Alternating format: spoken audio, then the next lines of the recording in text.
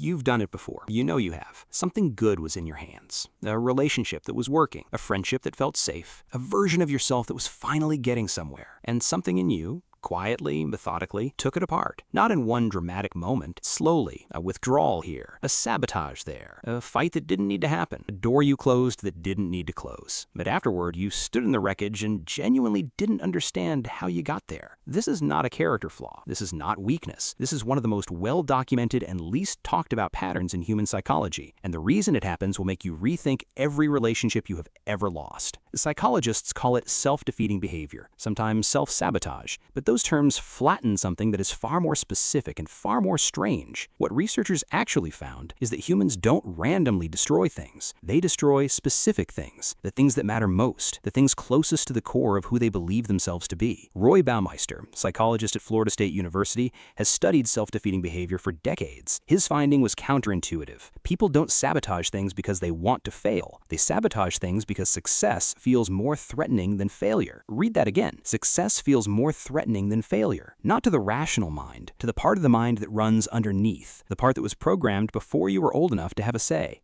John Bowlby, British psychiatrist, developed attachment theory in the 1950s and 60s. His core argument was simple and devastating. The way you attached to your earliest caregivers created a template, a working model of what relationships are, what they feel like, what they lead to, how safe they are. Mary Ainsworth, his research collaborator, identified 3 primary attachment styles: secure, anxious, avoidant. Later researchers added a 4th, disorganized. Here's what matters for this video. If your early attachment experiences taught you that love is safe, you approach closeness with openness. If your early attachment experiences taught you that love is dangerous, that it leads to abandonment or engulfment or unpredictability, your nervous system filed that information. And when love appears again as an adult, the nervous system doesn't celebrate, it activates. Because the last time something felt this close, it ended badly. The mind says, I want this. The nervous system says, I know how this ends. And the nervous system almost always wins. Gay Hendricks, psychologist and author, introduced a concept in his 2009 book, The Big Leap, that has since been validated by broader psychological research. He called it the upper limit problem. Every person has an internal thermostat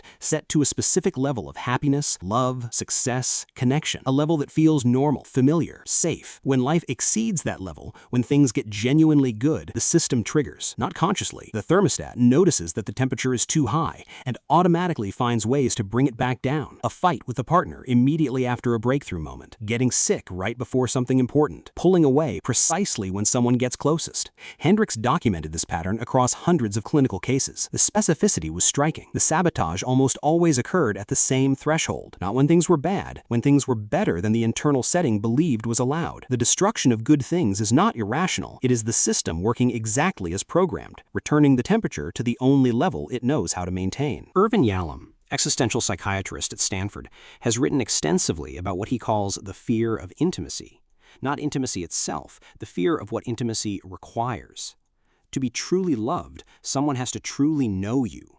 Not the version you present, not the curated self, the actual interior. The thoughts you don't say out loud, the parts you've decided are unacceptable, the fears you haven't told anyone. And here is the mechanism Yalom identified. Most people carry a private belief that if someone truly knew them, they would leave. Not as a conscious thought, as an operating assumption running beneath every close relationship. So when a relationship deepens, when someone gets close enough to actually see, the system fires a warning. They're getting close to the real thing. If they see it, they'll go. Better to end it now on your terms than to wait for the inevitable rejection. The destruction feels like self-protection, because it is. It is protecting you from a rejection that exists only in the prediction of a mind that learned early that being known was not safe. There is a psychological concept called cognitive dissonance that most people understand in its simple form, holding 2 contradictory beliefs at the same time. But it applies here in a more specific way. If your self-concept, the story you carry about who you are and what you deserve, does not include the good thing currently in your life, your brain will work to resolve the contradiction. Not by updating the self-concept, by removing the good thing. Because the self-concept is older, more established, more deeply wired than the new relationship or the new success or the new version of you that is trying to emerge. Leon Festinger's research showed that the brain prioritizes consistency over accuracy. It would rather be consistently wrong than face the discomfort of updating a fundamental belief. If you believe at the level below words that you are someone who does not get to have good things, then good things will feel like a mistake, a glitch, something that will be corrected eventually. And your brain would rather be the one to correct it than wait for the world to do it. At least then you're in control. Sigmund Freud proposed something that modern psychologists mostly rejected but partially returned to. He called it the death drive, thanatos, an instinct toward dissolution, destruction, return to stillness, operating alongside the drive toward life and connection. Most researchers don't use his framework, but the phenomenon he was pointing at has been confirmed in different language. Humans are capable of a specific form of aggression directed at the things they love most, not because they want to lose those things, because love creates vulnerability, and vulnerability creates a specific kind of terror that some people can only escape through destruction. If you break it, you are no longer waiting for it to break. The uncertainty ends.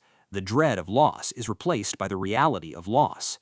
And the reality of loss, as painful as it is somehow easier to survive than the anticipation of it.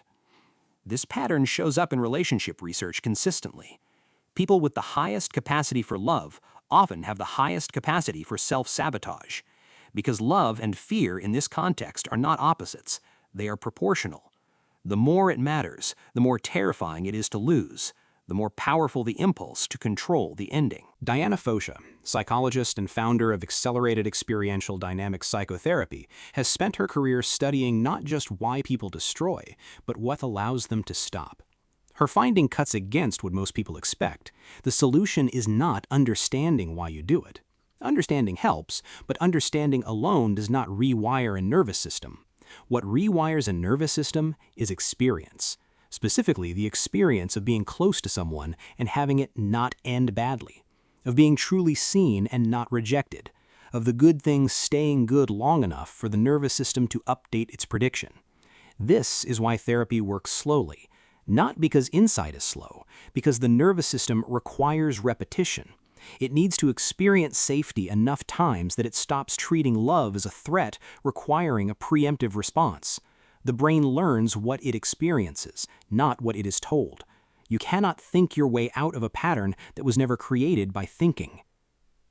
Think about the last good thing you destroyed, or the good thing currently in your life that you can feel yourself pulling away from, the relationship that is working that you keep finding reasons to doubt, the opportunity that arrived that you keep finding reasons to delay, the person who got close enough to see something real and who you've been subtly keeping at a slightly greater distance ever since.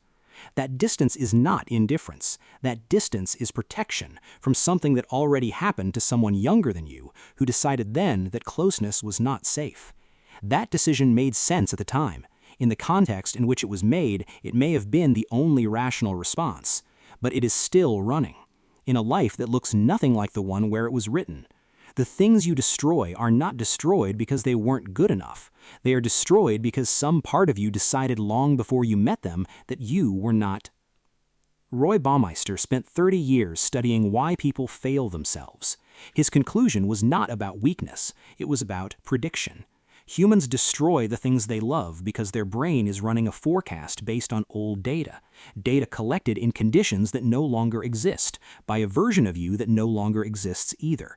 The forecast says this will end badly, so end it first.